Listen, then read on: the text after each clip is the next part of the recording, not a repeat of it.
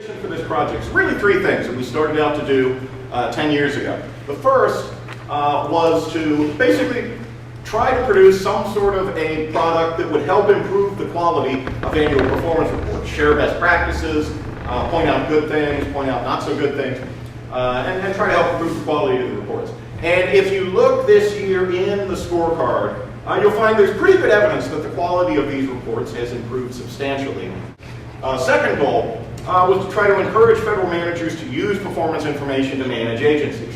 And in a separate study, I took a look at GAO survey results where they asked federal managers, do you have various kinds of performance measures, and do you use various kinds of performance measures for various purposes? And we found that, believe it or not, the survey responses of federal managers are actually correlated with agency scorecard scores. So it looks like the agencies that produce better performance reports are also more likely to have more managers who say that they have outcome measures and output measures and efficiency measures, and that they use performance information in their programs. That's summarized in a little Mercatus on policy piece that we have available out front. There's also a 35-page academic paper if you're really into that kind of thing. Third thing we wanted to try to do, and this is kind of the ultimate goal, is to try to advance the quality of performance information to such a degree that Congress can use it for oversight and for budgeting decisions. Now, 2 out of 3 ain't bad. We're still working on that one. Still haven't figured out how to do that one. But we'll take 2 out of 3 for 10 years. How do we do this? A lot of you have come to this event every year or many times, and so you know kind of how the project is designed. But for those of you who are new, we have 3 experts who take a look at the reports and rank them according to 12 criteria that are derived from GIPRA. We evaluate the reports of the 24 agencies covered by the Chief Financial Officers Act. That covers virtually all federal spending. And then the members of our advisory panel that Morris mentioned review each scoring, and they also review the final document. So we have some pretty good quality checks built into there. I should offer our usual caveat once again that even though we've been doing this for 10 years, we are still solely evaluating the quality of the disclosure in these reports. We are not evaluating the quality of the results that agencies produce. And I want to emphasize that because every year we have to deal with emails from angry veterans who say, this thing must be a whitewash because you say Veterans Affairs is one of the best departments, and they messed up my benefits.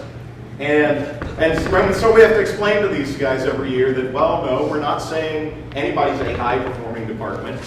We are simply talking about who produced the best reports. And in fact, one of the reasons veterans often ranks highly is that that department is fairly forthright about where they think they have problems and what they're trying to do to solve them. So we're only looking at the quality of reporting.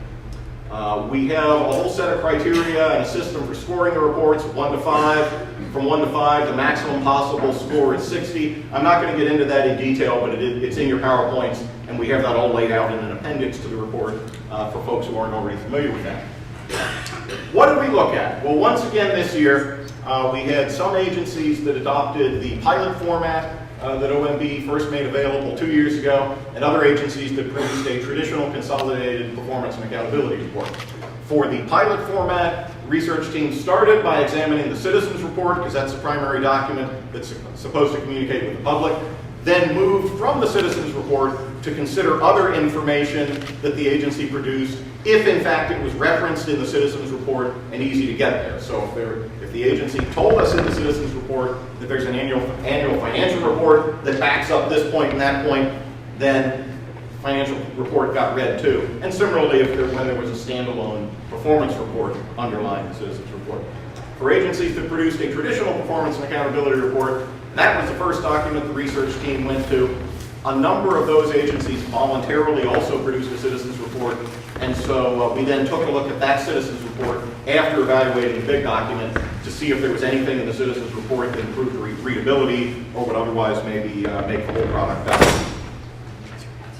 Well, this year, drum roll please, we have once again almost a tie for first place within 3 points. This year, labor worked its way back up into the top position.